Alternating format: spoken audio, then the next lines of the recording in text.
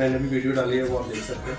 सो बहुत कर्ली, ये भी डैमेज हेयर है और ड्राइनेस भी बहुत है। सेकेंडरी में वॉश करके नॉर्मली हमारा आज जो विजिट करने का पर्पज़ है, हम लोग नैनोप्लास्टिया करने जा रहे हैं और बहुत चैलेंजिंग हेयर है, बहुत ज़्यादा डैमेज है, वेवी भी है, डेंस्ड भी है। सेकेंडरी में वॉश करके नॉर्मली हमारे नैनोप्लास्टिया में प्री वॉश करने की कभी भी जरूरत नहीं पड़ती। हम लोग कल अगर हेयर का क्लाइंट का हेयर 2 या 3 दिन पहले भी वॉश हुआ है, 4 दिन पहले हम डायरेक्ट प्रोडक्ट एप्लीकेशन करते हैं।